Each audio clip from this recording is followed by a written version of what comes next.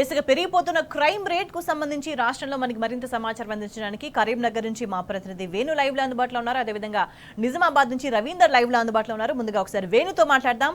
వేణు, హైదరాబాద్ లో అయితే పరిస్థితి ఇట్లా కనిపిస్తోంది.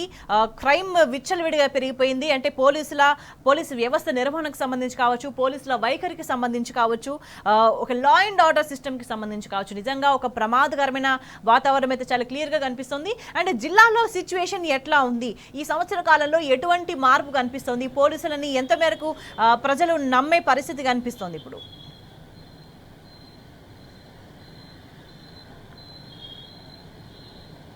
అంటే స్వేచ్ఛ ముఖ్యంగా చూసుకుంటే ప్రస్తుతం అయితే అంటే జిల్లా విషయానికి వస్తే ఇప్పుడు సర్పంచులు ఉన్నారు. సర్పంచులు కూడా తమ న్యాయమైన డిమాండ్ల కోసం హైదరాబాద్ వెళ్ళి మాట్లాడతామంటే కూడా హౌస్ అరెస్ట్ చేయడం, మరోవైపు ఎక్కడి వారిని అక్కడ అరెస్ట్ చేయడం ఓ ఎత్తు అయితే, మరోవైపు పోలీసులే ఈ రోడ్ల మీదకి వచ్చి స్ట్రైక్ చేసిన నేపథ్యం. 17th బెటాలియన్ సంబంధించి చూసుకుంటే సర్దాపూర్ రాజన్న సిరిసిల్ల జిల్లాలో పోలీసులే రోడ్ల మీదకి రావడం, వారి కుటుంబ సభ్యులు కూడా రోడ్డు మీదకి వచ్చి ధర్నాలు చేయడం.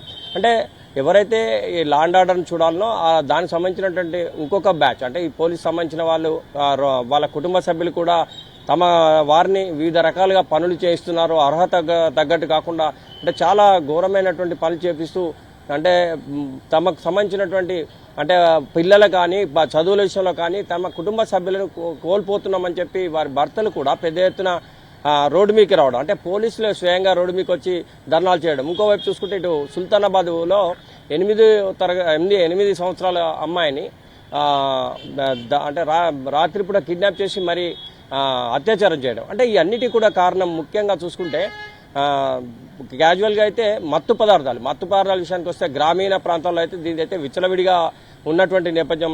ఈ నేపథ్యంలో వారు మత్తు పదార్థానికి బానిసలు అయితే మాత్రం వాళ్ళు ఏం చేస్తున్నారో వాళ్ళకే తెలియని నేపథ్యం. అంటే దీన్ని కట్టడి చేయాల్సినటువంటి అవసరం ఎంతైనా ఉంది. ఈ కట్టడి లేని నేపథ్యంలో మత్తు పదార్థాలు తీసుకున్నటువంటి యువత పెడదారి పడుతున్నటువంటి నేపథ్యం మనకు స్పష్టంగా కనిపిస్తోంది స్వేచ్ఛ. అంటే ముఖ్యంగా నేరాలు జరగడానికి కారణమైతే స్పెషల్గా వీటికే కారణం అని చెప్పాలంటే దీనికి ప్రత్యేకమైన నిఘా వ్యవస్థ ఉండాలి. కానీ అలాంటి నిఘా వ్యవస్థ లేని నేపథ్యంలో ఎక్కడ చూసినా అంటే కాలేజీలు కావచ్చు, కొన్ని చోట్లయితే చిన్న పిల్లలు కూడా ఇలాంటి నేపథ్యం మనకు అక్కడక్కడ కనిపించినటువంటి దాఖలు ఉన్నాయి. అంటే ముఖ్యంగా చెప్పేది ఏంటంటే మత్తు పదార్థాలను కంట్రోల్ చేసేందుకు నిఘా వ్యవస్థ ఒకటి ఏర్పాటు చేయాల్సిన అవసరం ఉంది. ఇంకో ఇది ప్రజాస్వామ్యయుతంగా అంటే వీళ్ళు పోయి తమ యొక్క న్యాయమైన కోరికలను చెప్పడానికి వెళ్తున్నా కూడా ముందస్తుగానే హౌస్ అరెస్ట్ చేయడం, అంటే ఇలాంటివన్నీ కూడా పోలీసు చేసినప్పుడు వీళ్ళు మాత్రం ప్రజాస్వామ్యయుతంగా తమ కోరికలను తాము చెప్పడానికి వెళ్తున్నప్పుడు కూడా ఈ విధంగా నిర్బంధించడం ఎంతవరకు సమంజసం అని చెప్పి కూడా చెప్తున్న నేపథ్యం మనకు కనిపిస్తుంది స్వేచ్ఛ. ఎందుకంటే తమకు జరిగినటువంటి అన్యాయాన్ని చెప్పుకోవడానికి వెళ్ళినా కూడా ఎక్కడి వారిని అక్కడ అరెస్ట్ చేయడం. ఇంకోవైపు ఆశా వర్కర్లు, మన ఆశా వర్కర్లను కూడా ఇటు టోల్గేట్ దగ్గర చలో హైదరాబాద్ కార్యక్రమం వెళ్తుంటే అక్కడ కూడా ఆశా వర్కర్లు కావచ్చు, అంగన్వాడీలు అంటే ఎవరైతే తమ సమస్యలను చెప్పుకునేందుకు వెళ్తామంటే ముందస్తుగా తమను అరెస్ట్ చేస్తున్నామంటూ ఇటు ఆటో కార్మికులు కావచ్చు, ఇటు ఆశా వర్కర్లు కావచ్చు, ఇటు సర్పంచులు కావచ్చు, వీళ్ళంతా కూడా ఏం చెప్తున్నారంటే తమ న్యాయమైన హక్కుల కోసం, డిమాండ్ల కోసం వెళితే ముందస్తుగా తమను హౌస్ అరెస్ట్ చేస్తున్నారు, తమ న్యాయమైన హక్కులను చెప్పకుండా చేస్తున్నారు. ఈ విధంగా చేయటం ఎంతవరకు సమంజసం? అంటే పోలీసు వ్యవస్థకు సంబంధించి చూసుకుంటే తమకు కోఆపరేట్ చేయాలి, తామేమో నేరాలు చేయడానికి వెళ్తలేదు, తమ న్యాయమైన డిమాండ్ల కోసం వెళ్తున్నాము, అది కూడా చెప్పనీయకుండా ముందస్తుగా ఒక రోజు ముందే హౌస్ అరెస్ట్ చేస్తున్నటువంటి పరిస్థితి ఉందని చెప్పి ఆందోళన వ్యక్తం చేస్తున్న నేపథ్యం కనిపిస్తుంది స్వేచ్ఛ. అంటే ఏదేమైనా కానీ యువత పెడదారి పట్టడానికి అయితే ముఖ్య కారణమైతే మాత్రం నిఘా వ్యవస్థ లేని నేపథ్యం, మత్తు పదార్థాలకు బానిసలు అవడం, ఇవన్నీ కూడా కంట్రోల్ చేయాలంటే దీని మీద ప్రత్యేక నిఘా వ్యవస్థ అనేది ఉండాలి. లేకుంటే మాత్రం ఈ మత్తు పదార్థాలు సేవించినటువంటి వారు ఎటువంటి నేరానికైనా పాల్పడే అవకాశాలు స్పష్టంగా కనిపిస్తున్నాయి. అంటే జిల్లాకు సంబంధించి చూసుకుంటే చాలా చోట్ల కూడా ఈ మత్తుకు చాలా మంది బానిసలు అవుతున్నటువంటిది అయితే మనకు స్పష్టంగా కనిపిస్తుంది. ఇంకొన్ని చోట్ల అయితే వైట్నర్ అయితే ఖర్చుపులలో పెట్టి స్వయంగా వాళ్ళే పీలుస్తున్నటువంటి పరిస్థితి. అంటే అతి తక్కువ ధరలో వచ్చేది వైట్నర్.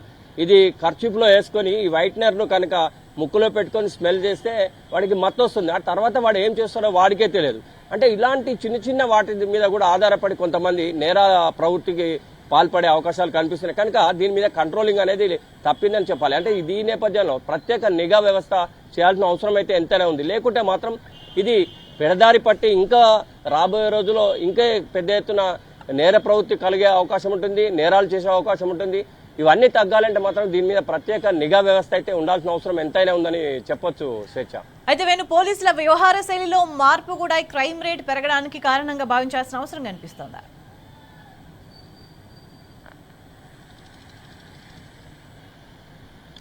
అంటే ముఖ్యంగా ఆ పోలీసులు వాళ్ళకు పై అధికారులు ఏం చెప్తే అది చేస్తారు స్వేచ్ఛ.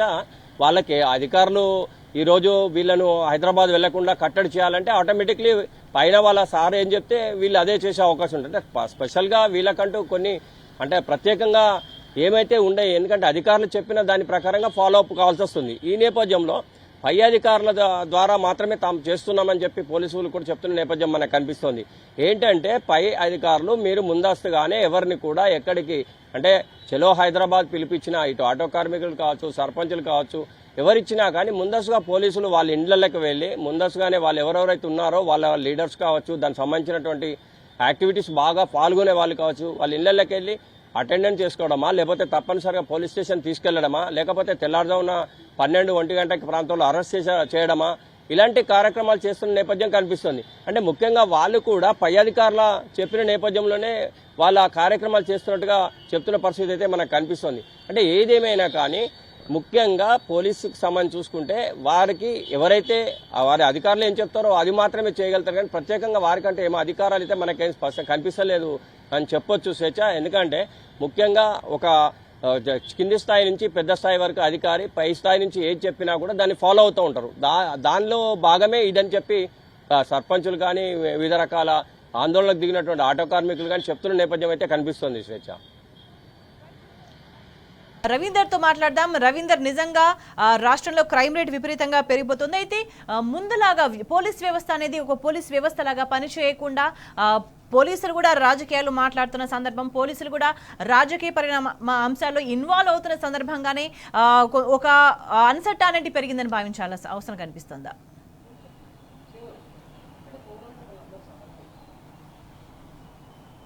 ఓకే స్వేచ్ఛ, మీరు చెప్పినట్టుగా ప్రజా సమస్యలను పరిష్కరించాల్సిన పోలీసులు వాటికి కేంద్రబిందుగా మారుతున్నారు. సమస్యలు పరిష్కరించాల్సిన వాళ్ళు సమస్యలుగానే మిగిలిపోతున్నారు. అనేక రంగాలలో తలదూరుస్తున్నారు. పోలీసు వ్యవస్థ ఉమ్మడి నిజామాబాద్ జిల్లాలో నిర్వీర్యమైందని చెప్పవచ్చు. దాదాపుగా సివిల్ తగాదాలో పెద్ద మొత్తంలో పోలీస్ ఆఫీసర్సు తలదూర్చడం వల్ల అనేక సమస్యలు తాడుతున్నది. ఈ నేపథ్యంలో పేద మధ్యతరగతి కుటుంబాలకు చెందిన వారికి తీవ్ర అన్యాయానికి గురి చేస్తున్నారు. బహిరంగంగానే అనేక రకాలుగా కబ్జాలు పోలీసుల అండదండలతో చేసడం మనం తరచుగా నిజామాబాద్ జిల్లాలో ఉమ్మడి నిజామాబాద్ జిల్లాలో వింటూ వస్తున్నాం. ప్రతిరోజు అనినిత్యం ఎక్కడో ఒక్కొక్క చోట ఇలాంటి సందర్భాలు అనేక జరుగుతుంటాయి.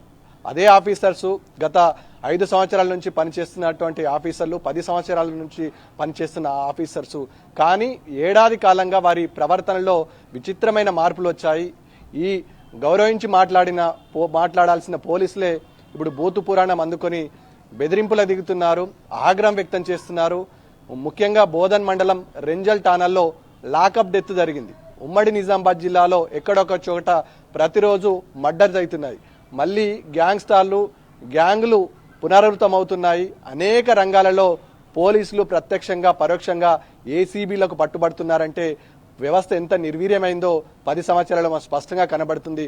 దాదాపుగా రేవంత్ రెడ్డి సర్కార్ ఏర్పడిన తర్వాత ముఖ్యంగా 6 పోలీస్ ఆఫీసర్లు పోలీసు క్రైమ్కు, అదేవిధంగా 6 పోలీస్ ఆఫీసర్ నేరుగా క్రైమ్లో ఇన్వాల్వ్ అయినట్టుగా ఏసీబీ పట్టుకున్నట్టుగా మనకు పూర్తి సమాచారం అందింది. ఈ నేపథ్యంలో అనేక రంగాలలో పోలీస్ ఇన్వాల్వ్మెంట్ ప్రత్యక్షంగా పరోక్షంగా ఉంది. పోలీసుల ప్రవర్తనలో విచిత్రమైన మార్పు రావడం వల్ల సామాన్యులంతా ముక్కున వేలేసుకునే పరిస్థితి ఏర్పడింది.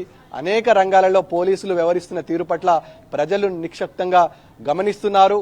అప్పుడు ప్రజల వ్యవహార శైలిని అదేవిధంగా పోలీసుల వ్యవహార శైలిని అబ్జర్వ్ చేసిన సందర్భం కూడా స్పష్టంగా కనబడుతుంది. ఒకటి మాత్రం చెప్పొచ్చు, 10 సంవత్సరాలలో తెలంగాణ లా అండ్ ఆర్డర్లో బేషుండే ఐక్యరాజ్య సమితి ఆధ్వర్యంలో అనేక శాంతి కమిటీ ఆధ్వర్యంలో ఉత్తమ policing care of address Telangana రాష్ట్రం అన్నటువంటి పోలీస్ వ్యవస్థ ఈరోజు అవమానమైన ఘటనలు ఎదుర్కొంటున్నాయి. అనేక సందర్భాల్లో ఎక్కడొక చోట పోలీసులే కేంద్ర బిందువుగా వ్యవహరిస్తున్న తీరు మనకు స్పష్టంగా కనబడుతుంది. గతంలో మహిళలకు పూర్తి స్థాయిలో భద్రత ఉండే, ప్రతినిత్యం రైల్వే స్టేషన్ కానీ అదేవిధంగా ఇటు బస్టాండ్లో కానీ మహిళలకు ప్రత్యేక భద్రత ఏర్పరచడానికి సీ టీమ్స్ ఉండే. కానీ ఈ నేపథ్యంలో గత సంవత్సర కాలం నుంచి ఎక్కడ కూడా సీ టీంలో రిజిస్టర్ అయిన కేసులు లేవు. మహిళల భద్రతను పూర్తి స్థాయిలో గాలికి వదిలేస్తున్నారు. భూ కబ్జాలో అనేక రంగాలలో చేయి దూర్చి కాలు దూర్చి పోలీసులే ఈ వ్యవహారం పట్ల కేంద్ర బిందువుగా మారిన సందర్భం స్పష్టంగా కనబడుతుంది. పూర్తిగా ఈ వ్యవహారం ముఖ్యమంత్రి చూడడం వల్ల, ముఖ్యమంత్రి తన దగ్గర హోంశాఖ పెట్టుకోవడం వల్ల సామాన్య ప్రజలకు అదేవిధంగా రాష్ట్ర పరిస్థితి ఏంది అనే అంశం పైన పూర్తి స్థాయిలో అవగాహన లేకపోవడం వల్ల, ఈ అంశం పట్ల రివ్యూ నిర్వహించకపోవడం వల్ల పూర్తిగా పోలీసులకే పూర్తి స్వేచ్ఛ ఇస్తున్నామని చెప్తున్నటువంటి రేవంత్ సర్కార్ ఇవాళ కాంగ్రెస్ నాయకులను పోలీసులు వత్తాసు పాకుతున్నారు. కాంగ్రెస్ నాయకులకు ఏజెంట్లుగా వ్యవహరించిన తీరు స్పష్టంగా కనబడుతుంది. ఎవరైనా సోషల్ మీడియాలో చిన్న పోస్టు పెడితే వాళ్ళు రాత్రికి రాత్రే అరెస్టు చేసి నిర్బంధించే పరిస్థితి, రిమాండ్ చేసిన పరిస్థితి కూడా స్పష్టంగా కనబడుతుంది. అనేక చోట్ల నిర్బంధాలు కొనసాగుతాయి. ఏదైనా కార్యక్రమాన్ని పిలుపునిస్తే అకారణంగా బెదిరింపులకు పాల్పడతారు. లేకపోతే వీరిని ఎలాగైనా కట్టడి చేయాలని వీరిని 2 నుంచి 3 గంటలు జైల్లో పెట్టి ఠాణాలోకి పిలిచి వీరిని బెదిరింపులకు పాల్పడతారు. ఇవాళ అనేక రంగాలలో పోలీసు వ్యవస్థను పూర్తి స్థాయిలో వాడుకుంటున్నారు అనే ఆరోపణలు ప్రభుత్వం పైన స్పష్టంగా ఉంది. అయినా ప్రభుత్వం కాంగ్రెస్ నాయకుల ఏజెంట్లుగా మారారని సామాన్య ప్రజలు అంటున్నా గానీ ఈ అంశం పట్ల కాంగ్రెస్ కు సంబంధించిన నాయకులు కానీ, కాంగ్రెస్ కు సంబంధించిన బడా లీడర్లు కానీ దీనిపైన ఇప్పటి వరకు ఒక క్లారిటీ కానీ స్పష్టత కానీ ఇవ్వని సందర్భం స్పష్టంగా కనబడుతుంది. ముఖ్యంగా ఉమ్మడి నిజామాబాద్ జిల్లాలో క్రైమ్ రేట్ విపరీతంగా పెరిగింది. లా అండ్ ఆర్డర్ గాడి తప్పింది. సివిల్ తగాదాలో పోలీసుల ఇన్వాల్వ్మెంట్ విపరీతంగా పెరిగిపోయింది. స్నైన్ ఛార్జింగ్ పెరుగుతున్నాయి. లాకప్ డెత్తులు, లాకప్ మర్డర్లు అవుతున్నాయంటే ఎంత దారుణమైన పరిస్థితితో ఇవాళ పోలీసు తానా ఎక్కాలంటే, పోలీసు మెట్లు ఎక్కాలంటే ఇవాళ సామాన్యుడు న్యాయం జరుగుతుందనే భరోసా అయితే లేకుండా పోయింది.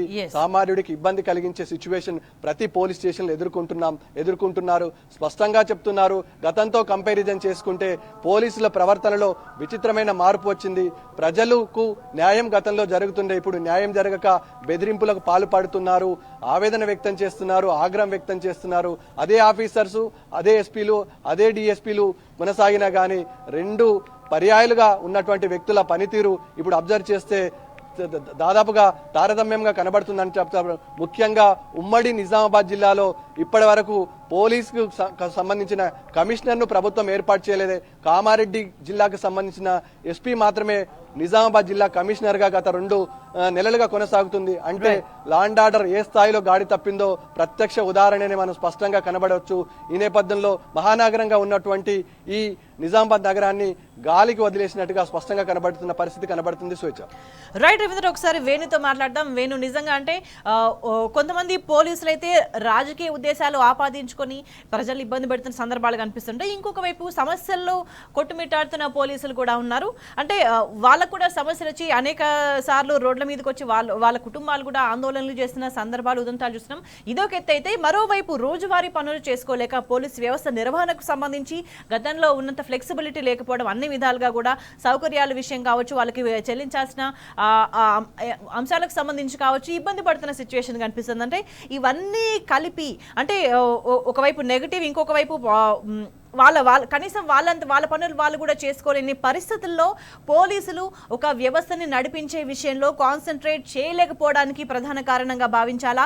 పోలీసులు ఇట్లా కాన్సన్ట్రేట్ చేయలేకపోవడం వల్లనే నేరస్తులకు ఇది ఇష్టారాజ్యంగా, ఒక నేరాలకు వాళ్ళకి మరింత కంఫర్ట్, నేరస్తులకి మరింత కంఫర్ట్ జోన్ గా మారే సిచ్యువేషన్ కనిపిస్తుంది రాష్ట్రంలో.